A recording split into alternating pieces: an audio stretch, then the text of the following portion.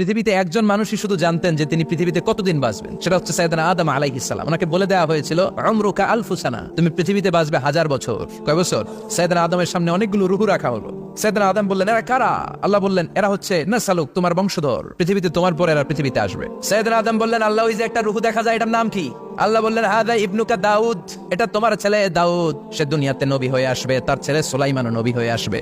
সাইয়েদনা আদম বললেন, মাবুদ, আমার ছেলে দাউদের কত বছর হায়াত আপনি দিয়েছেন? আল্লাহ বললেন, 40 সানা, মাত্র 40 বছর, 4 ইয়ার্স। 40 বছর তোমার ছেলেটা বাঁচবে। ও আল্লাহ, আমি বাঁচবো কয় বছর? তুমি বাঁচবে 1000 বছর। সুবহানাল্লাহ। সাইয়েদনা আদম বললেন, মাবুদ, এত ফুটফুটে সুন্দর আমার ছেলে দাউদ, মাত্র 40 বছর দিলেন কেন? জিদ মিন উমরিহি, বাড়ায়া দেন। সুপারিশ করতেছে পোলার লাইগা কে?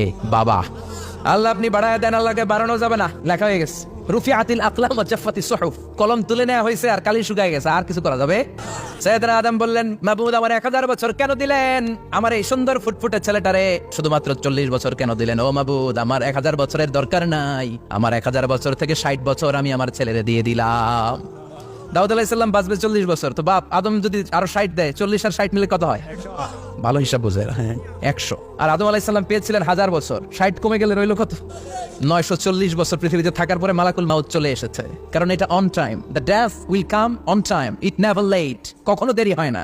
আল্লাহ বললেন, লিকুল্লি উম্মাতিন আজালুন ফাইযা জাআ আজালুহুম লা ইস্তাখিরুনা সাআতান ওয়া লা ইস্তাকদিমুন। মৃত্যুর একটা নির্ধারিত সময় আমি বেঁধে দিয়েছি, অন টাইম। অন টাইমেই চলে আসে, 1 সেকেন্ড আগেও আসবে না, 1 সেকেন্ড পরেও আসবে না।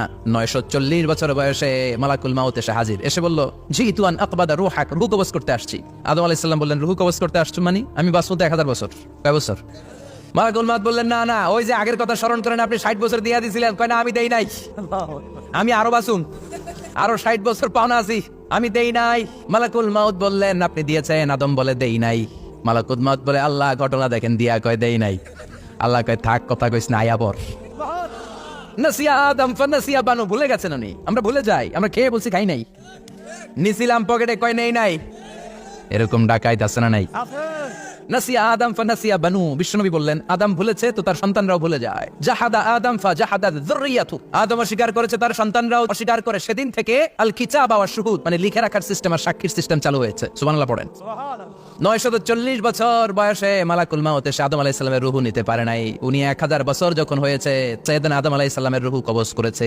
যেই দিন পৃথিবীর প্রথম মানব, প্রথম নবীর রূহ মালাকুল মাউত দুনিয়ায় এসে কবজ করেছে, ওই দিনটাও ছিল জুমাবার। আল্লাহু আকবার।